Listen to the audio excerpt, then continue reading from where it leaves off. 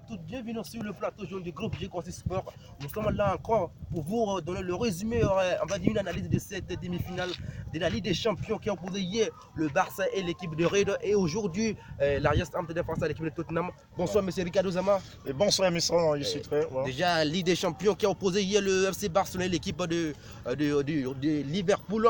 On avait hier une surprise extraordinaire, le Barça qui a déserté la voie de la Ligue des Champions. Déjà, quels sont les sentiments qui vous animent avant la finale de cette Ligue des Champions entre Liverpool et Tottenham? Bien avant la réponse, j'aimerais poser cette question.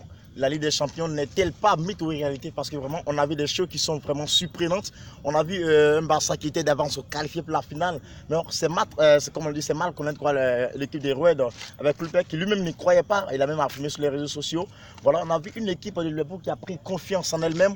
L'équipe de Liverpool qui s'est battue. Ouais.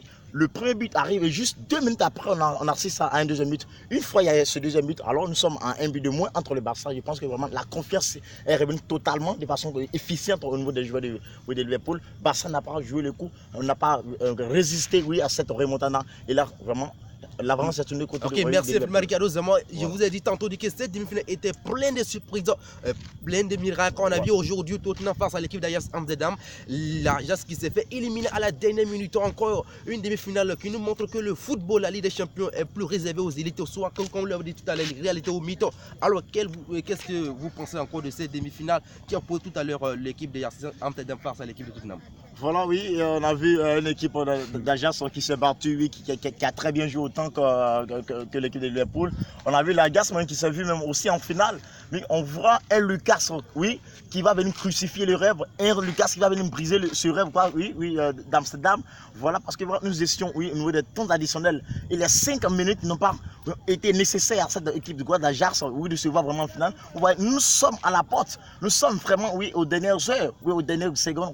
Un but qui arrive dans les 3 dernières secondes. Et là, vraiment, c'est inconcevable. Vous voyez même qu'à la fin du match, le coach même est obligé de s'incliner, en signe de détresse, en signe de découragement, parce que vraiment, on s'est tous vu. On a vu l'équipe, de l'Atlético Madrid en finale, face à cette équipe du Real Madrid. On a vu, c'est parce que c'était une finale complètement espagnole.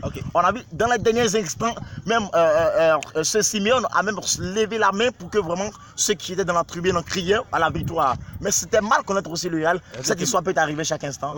On a vu ce même coup qui s'est passé. Merci infiniment Ricardo Zama. Voilà. Alors, cette domination au transfert de l'Ajax Amsterdam qui s'est fait éliminer à la dernière minute par l'équipe de Tottenham. Également le Barça qui s'est fait éliminer hier. Le Barça qui a un système similaire à celui de l'Ajax Amsterdam. Est-ce que le système 1-2 est beaucoup maîtrisé par les clubs de nos joueurs à l'ère actuelle où je vous parle? Voilà, le système 1-2 de l'Espagne a été, comme on le dit, le fruit du football brésilien, comme on le dit. Le Brésil qui à l'époque pratiquait ce football. Mais ce football a été adopté, comme on le dit, par l'Espagne aujourd'hui.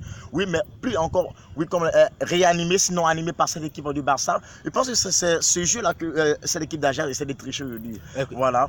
Merci infiniment. Déjà, on a fini les demi-finales, le dernier carré de cette Ligue des Champions. Place maintenant à cette finale anglaise de la Ligue des Champions. Tottenham face à Liverpool. On a vu des équipes coréennes qui ont fait un parcours extraordinaire dans cette première Ligue et dans cette Ligue des Champions. Tottenham, Liverpool sont des équipes qui se maîtrisent très bien. On va assister à une finale de taille, une finale rocambolesque. Alors, vous avez des pronostics, vous avez des prévisions, comme on le fait le plus souvent les consultants. Que pensez-vous de cette finale de la Première Ligue?